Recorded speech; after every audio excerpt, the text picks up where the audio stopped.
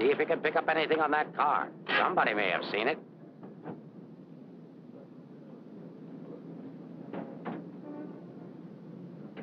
Mrs. Johnson, that's not your husband. The man was killed. He saw it happen. He's right over here. Sorry I had to get you out of bed, Mrs. Johnson. But after all, we had to make sure that he had a wife. Where is he? He took a powder. Sergeant, pick up Johnson. The idiot will get himself down there killed. and cover the fire. Just like him, always running away. What do you mean always running away? Running away from what? From everything. Broadcast the description. White, male American. Wears a trench coat, soft brown hat. A very ordinary-looking fellow, I'm afraid. Yeah. Well, how would you describe your husband, Mrs. Johnson? I couldn't. I haven't been able to for a long time. May I go now? Come on, you mutt. Nice dish, huh? Nice looking dish. I want everything shut off. Bridge controls, roadblocks, everything. I'll stick with her. Right. Did you hear the shots fired? How could I? I was in bed, sound asleep. Find any pictures of him? No, but plenty of her. Just some tired snaps of him. They won't do anybody any good. But keep them. It's books on psychology. I wonder why. Has he got a problem? I wouldn't know. Maybe he's confused. Aren't we all? Pipe smoker. What does that mean? Nothing.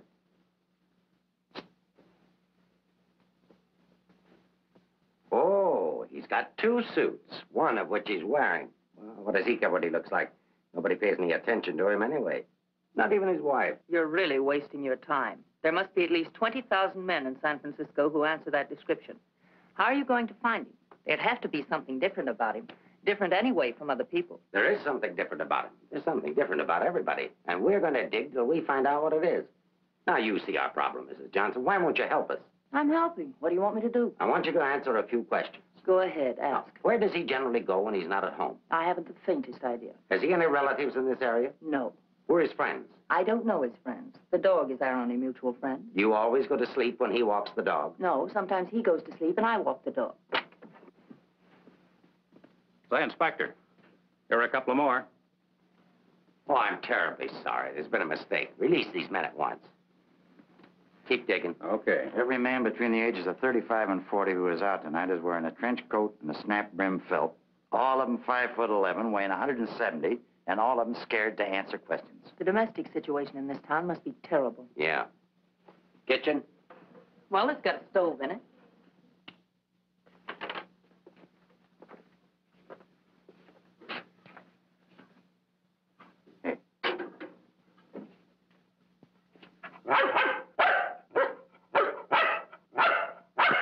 Don't you eat anything but dog food? He's not particular and I'm lazy, so we eat out. Where?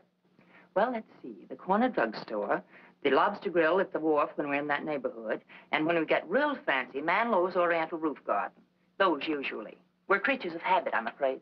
Check the Oriental Roof Garden. They'll still be open. Yes, sir. 2 o'clock in the morning. How am I going to explain this at home? What's going on here? I'm sorry. There's been a mistake. He's sorry. What am I going to tell my wife? Come on. What did you and your husband quarrel about tonight, Mrs. Johnson? We don't have to have a reason anymore.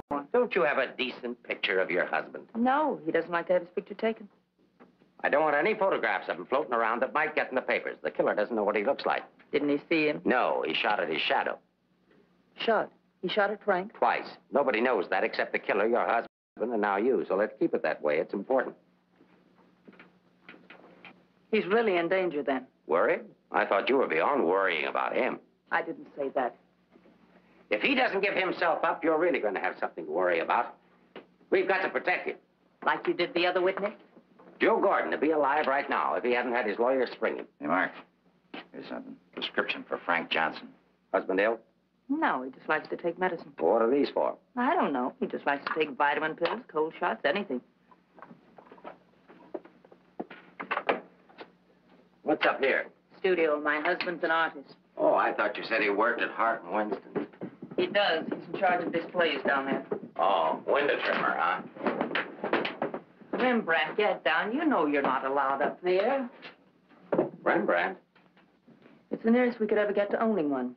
Frank's little show. He found the mutt sitting on the street corner one night waiting for someone to adopt him. They recognized each other right away.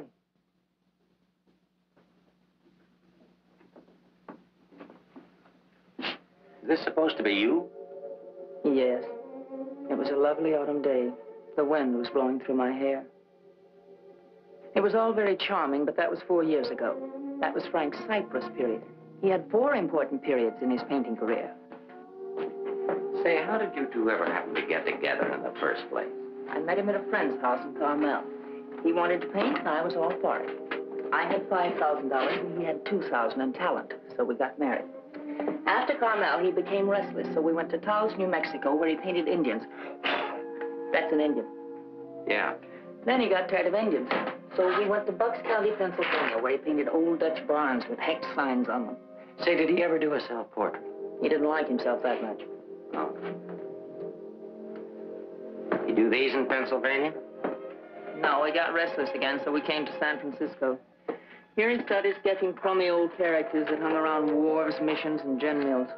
That was his social protest period. Then our money ran out, and he had to take a job. Couldn't sell the stuff, huh? He wouldn't try to sell it. Didn't think it was good enough. These sketchbooks are filled with great ideas he never got around to painting. Well, didn't you try to get a job? Why should I? That's his responsibility, not mine. Friend of your husband? No, that's his burlesque period. Now, that I like. It's pretty good. Yes, but it takes more than talent to have a career. You have to have staying power.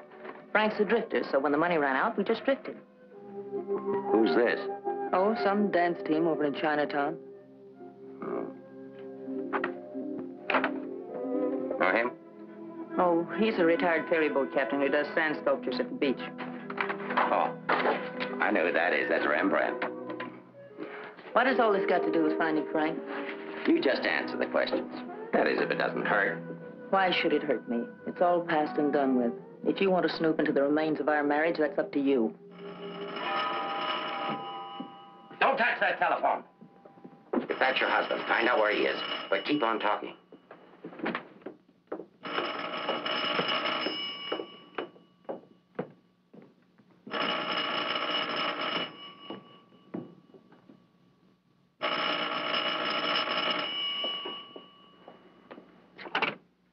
Hello? Oh, hello, Frank. Place that call. I'm sorry to interrupt, but if I were you, I'd hang up. The police are tracing your call. Hello. Hello. Hey, hang up. Seems to me I heard music. Wasn't that music? You didn't do your husband a favor, Mrs. Johnson. It's bad enough to be alone in a big city with no place to go.